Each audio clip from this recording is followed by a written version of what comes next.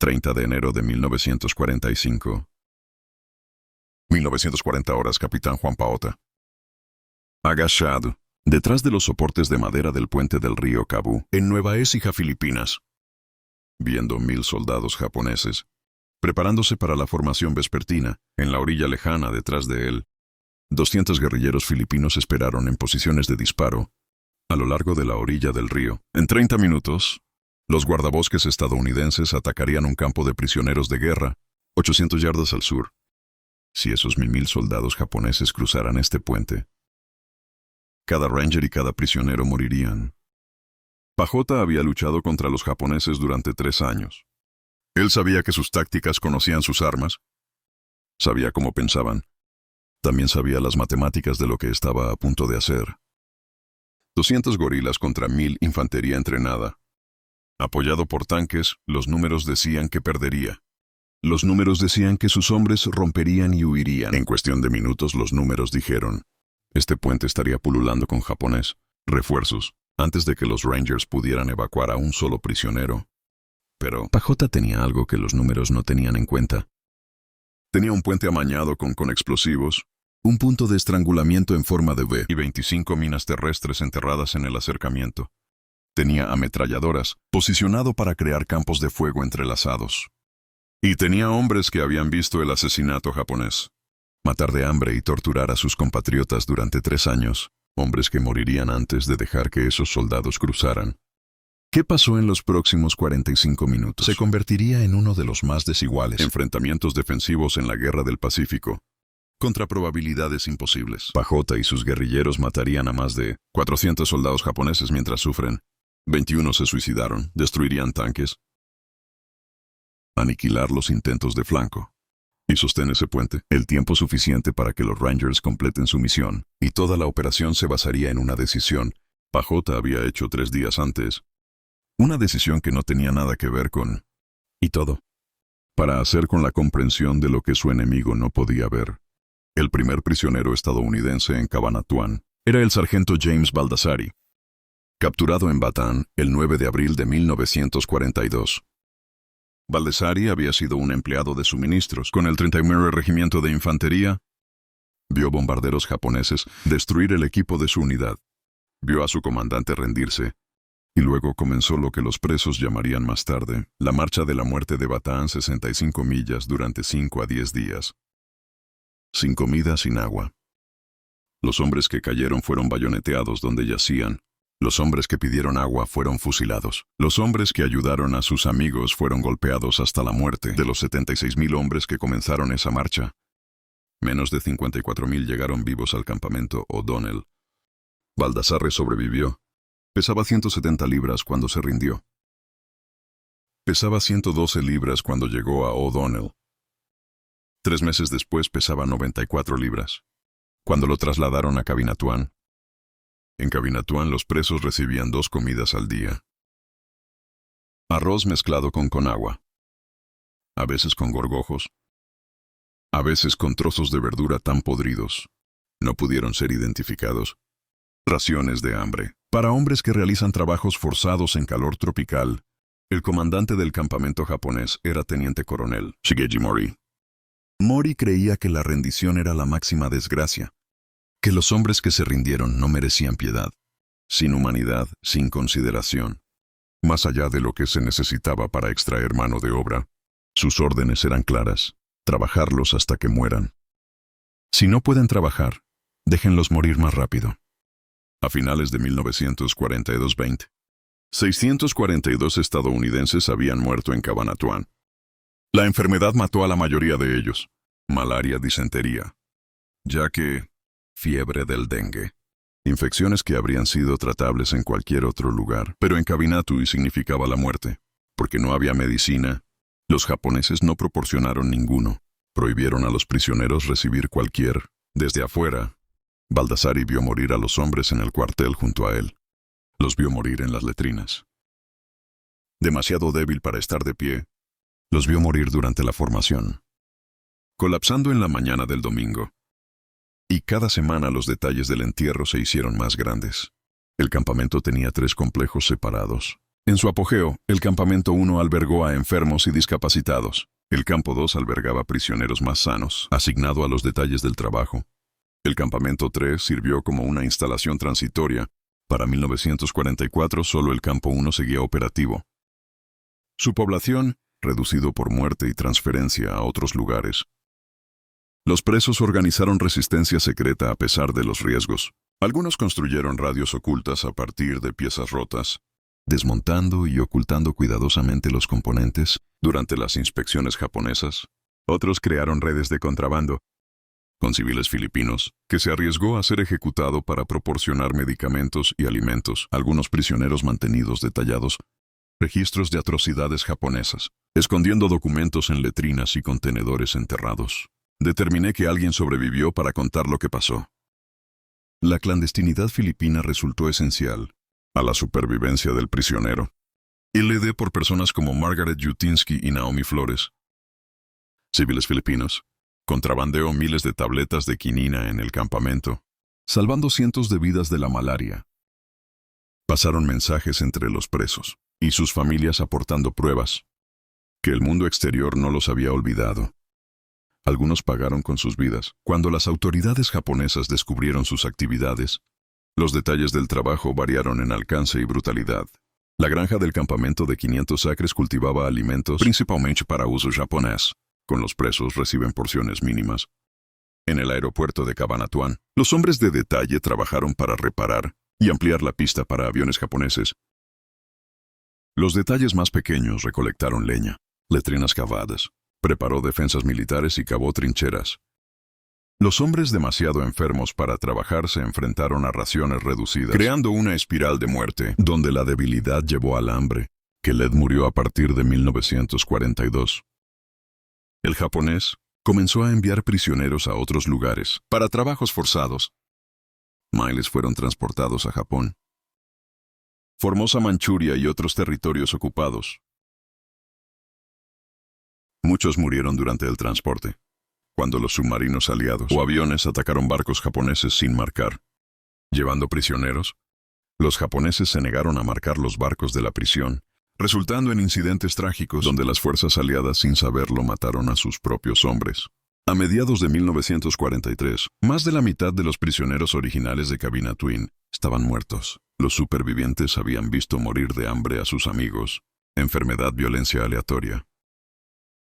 Habían visto a los guardias japoneses ejecutar hombres por robar comida, por responder, por estar demasiado enfermo para trabajar.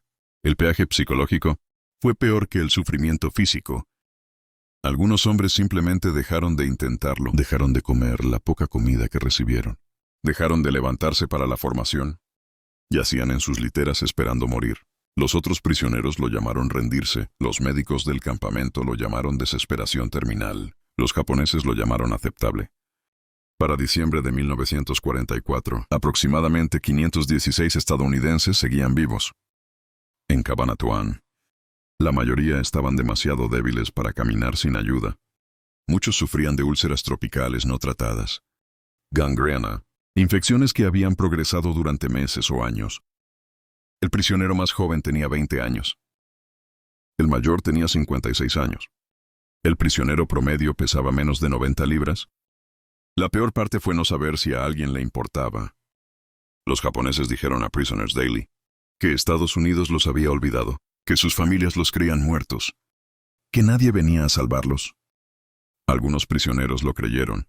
Escribieron cartas que nunca se enviarían. Hicieron planes para después de la guerra que nunca verían. Se contaron historias sobre el rescate. Eso parecía más desesperado con cada mes que pasaba. Luego, el 14 de diciembre de 1944, algo sucedió que confirmó sus peores miedos. La masacre de Palawan ocurrió el 14 de diciembre, en la isla de Palawan, 300 millas al sur de Luzón. 150 prisioneros estadounidenses fueron retenidos allí, en un campamento similar a Cabanatuan. Cuando las fuerzas estadounidenses aterrizaron en la cercana Mindoro, el comandante del campamento japonés recibió órdenes de Tokio: ejecutar a los prisioneros, no dejar testigos. Los guardias les dijeron a los prisioneros, habría un simulacro de ataque aéreo. Ordenaron a todos en trincheras cubiertas. Una vez que los prisioneros estaban dentro, los guardias vertieron gasolina en las trincheras y arrojaron antorchas encendidas. Los hombres fueron quemados vivos. Los que intentaron escapar eran máquinas. 11 hombres armados o con bayonetas sobrevivieron. Saltaron al océano. Nadé hasta los acantilados cercanos y me escondí hasta el anochecer. Los guerrilleros filipinos los encontraron y los pasó de contrabando a las líneas estadounidenses. Esos supervivientes contaron su historia a la inteligencia del ejército. Oficiales, la masacre llegó al cuartel general del Sexto Ejército. En 48 horas, el general Walter Kruger entendió las implicaciones. Inmediatamente, si los japoneses estuvieran ejecutando prisioneros en Palawan, ejecutarían prisioneros en todas partes. Había miles de prisioneros estadounidenses en los campos. A través de Filipinas, Kruger necesitaba rescatarlos. Antes de que los japoneses pudieran llevar a cabo órdenes similares, Mayor Robert Lapham comandó las fuerzas guerrilleras filipinas cerca de Cabanatuan. Lapham tenía 28 años de Iowa, fluido en tagalo, y había estado viviendo detrás de las líneas japonesas. Durante 3 años sus guerrilleros controlaba la mayoría de las áreas rurales alrededor de Cabanatuyan. Conocían cada camino, cada pueblo, cada posición japonesa. El 26 de enero, Lapham cabalgó 30 millas a través del territorio japonés para llegar al cuartel general del Sexto Ejército. Su caballo estaba agotado. Lapham no había dormido en 2 días, pero tenía información que no podía esperar. Conoció al concoronel Horton White, sexto oficial de inteligencia del ejército. Lapham extendió un mapa dibujado a mano sobre la mesa. Señaló el campo de prisioneros de Cabanatuan. Marcó con un círculo rojo aproximadamente 500 prisioneros estadounidenses. Lapham dijo que la mayoría son supervivientes de Batán y Corregidor. Los japoneses tienen órdenes para ejecutarlos. Si las fuerzas estadounidenses se acercan, hay unos 200 guardias en el campamento. Otros 1000 soldados vivaquearon en Cabo Creek, a menos de 1 milla al norte del complejo. 5000 japoneses más en Cabanatuan City, 4 millas al sur de la carretera principal frente al campamento. Es muy traficado, con retirando unidades japonesas, camiones cisterna, batallones enteros moviéndose a diario. White escuchó sin interrumpir. Cuando Lapham terminó, Blanco hizo una pregunta. ¿Pueden ser rescatados? Lapham dijo que sí, pero tiene que suceder de inmediato. Una vez que las fuerzas estadounidenses se acercan, los japoneses ejecutarán a los prisioneros, en lugar de dejar que sean liberados. White contactó al teniente coronel Henry Mucci, comandante del 6º Batallón de Rangers. Los Rangers habían estado entrenando para exactamente este tipo de misión. Operaciones de unidades pequeñas, atacan y huyen. Rescates detrás de las líneas enemigas. Mucci tenía 121 hombres disponibles. White le dijo que eligiera su mejor compañía. Y prepárate para una incursión a 30 millas detrás de las líneas japonesas. Mucci eligió C Company y F Company. También solicitó Alamo Scouts, unidades de reconocimiento de élite, que se especializó en la recopilación de inteligencia en lo profundo del territorio enemigo. Se asignaron 2 equipos de Alamo Scout, equipo Nellis y equipo Rouseville. 14 hombres suman los mejores especialistas de reconocimiento en el Teatro del Pacífico. La sesión informativa de la misión se llevó a cabo el 27 de enero. Mucci delineó el plan. Los guardabosques se infiltrarían a través de las líneas japonesas, enlace con guerrilleros filipinos. Asaltar el campamento al anochecer, evacuar a todos los prisioneros y regreso a las líneas estadounidenses. Antes de que los refuerzos japoneses pudieran responder, toda la operación tenía que completarse en menos de 12 horas. Más y quedarían atrapados a la luz del día, con 500 expresos apenas móviles.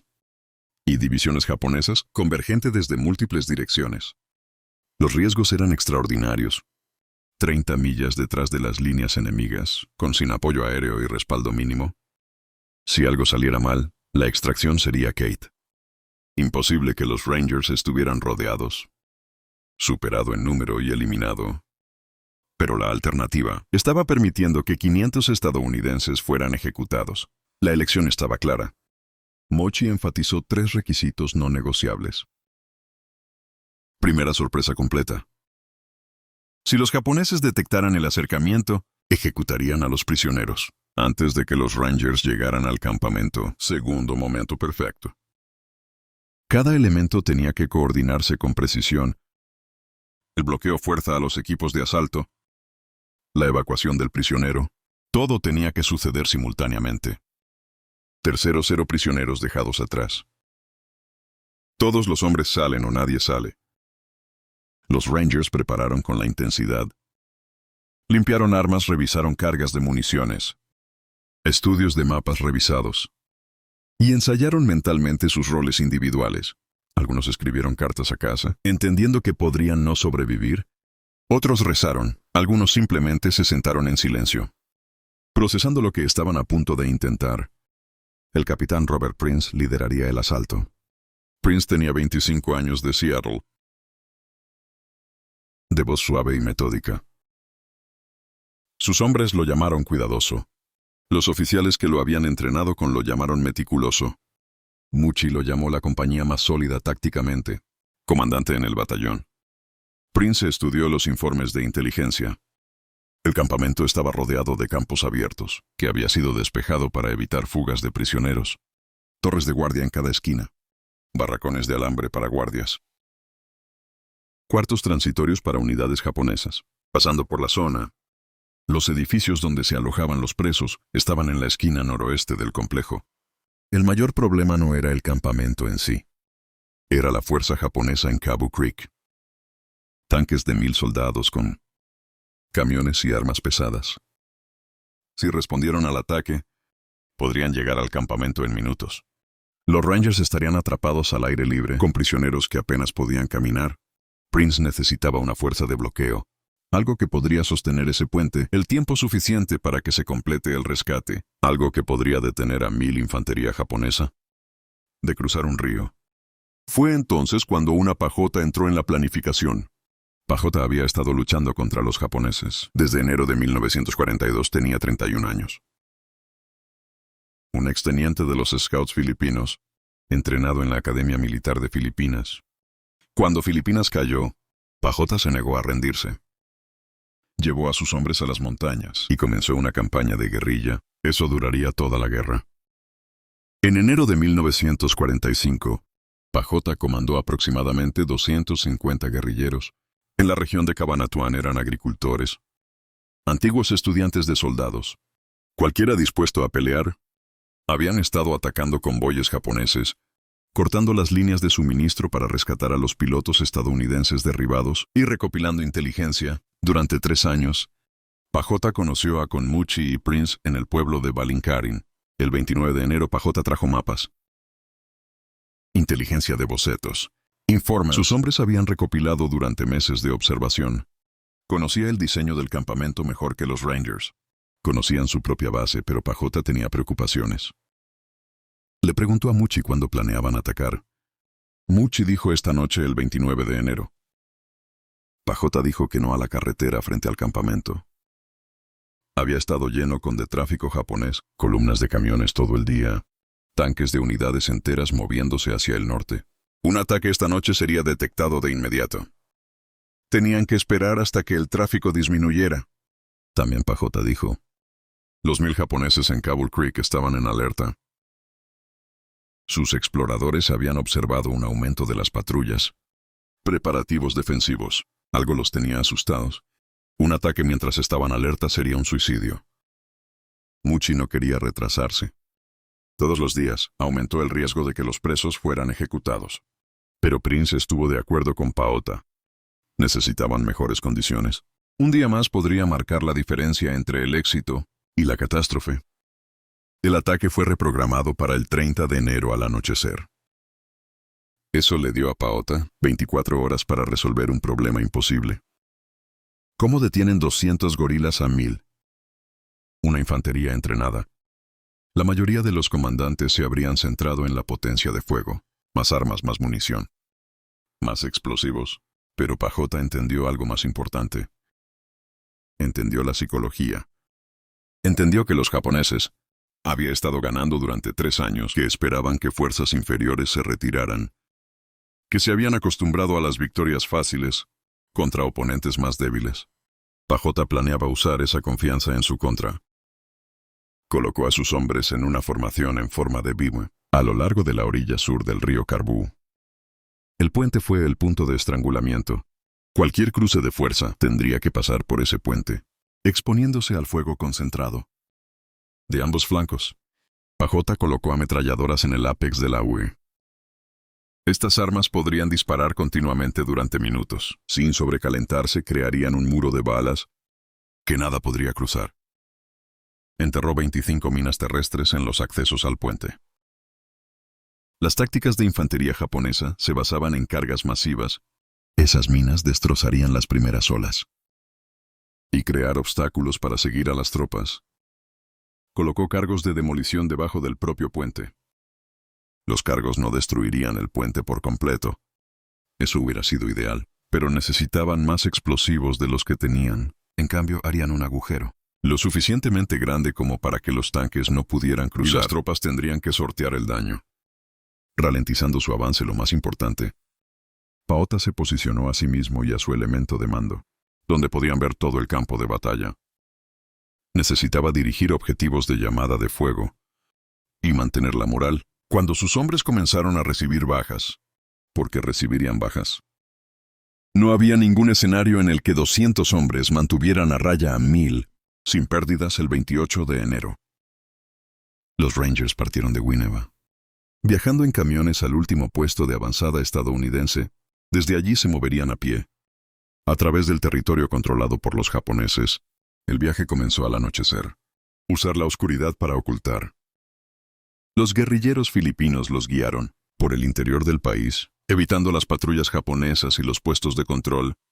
Los aldeanos locales habían sido instruidos para encerrar a sus pollos y poner bozal a sus perros, para evitar ruidos que puedan alertar a las fuerzas japonesas. Algunas familias se mudaron temporalmente de áreas cercanas a la ruta planificada.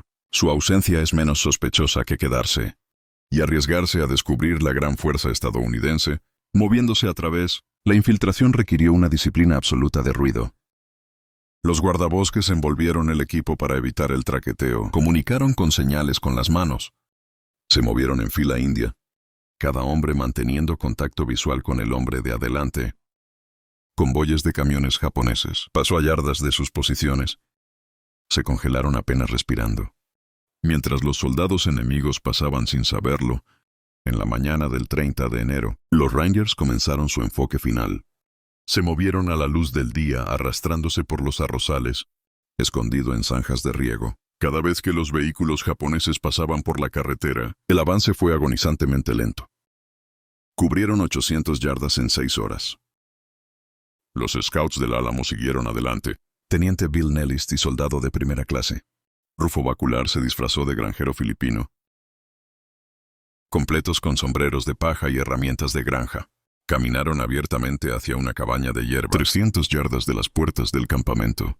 Desde el interior de la cabaña podían ver todo el recinto. Durante 2 horas, Nellis y Bacular observaron.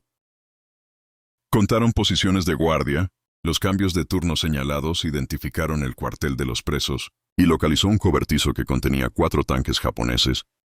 Ellos dibujaron todo. Cuando terminaron, se arrastraron de regreso a la posición de Ranger y entregaron su informe. Prince ajustó su plan basado en la nueva inteligencia. Compañía F bajo el segundo teniente John Murphy. Atacaría la puerta principal y eliminar las torres de guardia. C compañía bajo Prince golpearía la parte trasera del campamento y limpiar el cuartel de prisioneros. El ataque comenzaría exactamente a las 1940 horas. Un luchador nocturno, P-61 Black Widow, haría sonar los números primos. Un campamento para distraer a los guardias, mientras los Rangers se arrastraban a su posición. A las 18 horas, Pajota y sus guerrilleros se movieron a su posición. En el puente, los japoneses al otro lado del río estaban terminando la formación vespertina. Pajota podía escuchar a sus oficiales gritar órdenes. Podía ver fogatas encendidas. Podía oler comida cocinando. 1000 hombres preparándose para una noche tranquila, sin saber que en 90 minutos su posición estaría bajo ataque. Pajota revisó su reloj. 1910 horas. 30 minutos hasta que los Rangers atacaron. Sus hombres estaban listos, ametralladoras cargadas, minas armadas, demoliciones preparadas. Ahora esperaron. 1930 horas 10 minutos. Pajota podía escuchar el P-61 acercándose desde el sur. El sonido distintivo de doble boom de los motores de los aviones, llevado a través de los arrozales. El avión rugió sobre el motor del campamento, haciendo acrobacias aéreas, atrayendo la atención de todos los guardias japoneses hacia el cielo. 1940 horas Pajota escuchó los primeros disparos del camp. F Company había abierto fuego. El sonido era inconfundible. M1919A4 ametralladoras. M1 rifles, el pesado golpe de granadas. El ataque había comenzado a través del río. El campamento japonés estalló. Oficiales gritaban, hombres corriendo por armas. Camiones comenzando. Pajota podía verlos organizándose, preparándose para moverse. Cruzarían el puente, reforzarían el campamento, matarían a todos los guardabosques y prisioneros, a menos que Pajota los detuviera. Los primeros soldados japoneses llegaron al acercamiento del puente. A las 1942 horas corrían, sin formación táctica, solo una carga masiva hacia el sonido de los disparos. Pajota esperó. Sus hombres tenían órdenes de mantener el fuego, hasta que el enemigo se comprometió con el acercamiento del puente. 50 soldados japoneses estaban en el puente cuando Pajota dio la orden. Su guerrilla abrió fuego simultáneamente. Ametralladoras y casi 200 rifles, disparando a un área concentrada. El efecto fue devastador. El acercamiento del puente se convirtió en una zona de muerte. Los soldados japoneses cayeron en grupos. Los que estaban detrás de ellos intentaron retirarse, pero más soldados avanzaban. El puente se ahogó con cuerpos. 1944 horas. Pajota detonó las cargas debajo del puente. La explosión creó un gran agujero en la estructura. No lo suficiente para detener a la infantería, pero lo suficiente para que los vehículos no pudieran cruzar. Un tanque japonés intentó cruzar de todos modos. Cayó en el agujero y bloqueó el puente por completo. Más soldados japoneses estaban cargando. Pajota pudo ver oficiales tratando de organizarlos, tratando de formar líneas de asalto adecuadas, pero la posición defensiva en forma de V los atrapó en un fuego cruzado. Cada acercamiento estaba cubierto. Fuego de ametralladora barrido a través de la orilla del río. Rifles recogido oficiales. Los japoneses estaban tomando bajas horribles y no ganando terreno. 1946 horas. Pajota vio soldados japoneses intentando flanquear su posición. Se movían río abajo, tratando de cruzar el río lejos del puente. Pajota había anticipado esto. Había posicionado un escuadrón de reserva con órdenes de vigilar los flancos. Se enfrentaron a la fuerza de flanco. En minutos el intento de flanco fue aniquilado. Cuerpos flotaban río abajo en la corriente. Los japoneses intentaron de nuevo. Otra carga masiva en el puente. Esta vez adelantaron un segundo tanque. El tanque disparó su arma principal a las posiciones guerrilleras. La ronda explotó cerca de uno de los nidos de ametralladoras, matando a 2 guerrilleros e hiriendo a 3. Más, un gorila con una bazooka, entrenada solo esa mañana por Rangers. Levantó con el arma. Nunca la había disparado en combate. El tanque estaba a 200 yardas de distancia moviéndose, parcialmente oscurecido por el humo. Apuntó, exhaló y disparó. La ronda bazooka golpeó el blindaje frontal del tanque y penetró los tanques de tubo. Escotillas voló abierta, tripulación evacuada. Antes de que pudieran llegar a cubrir, fuego de rifle cortarlos, la misma guerrilla recargó y destruyó 3 tanques más. Intento.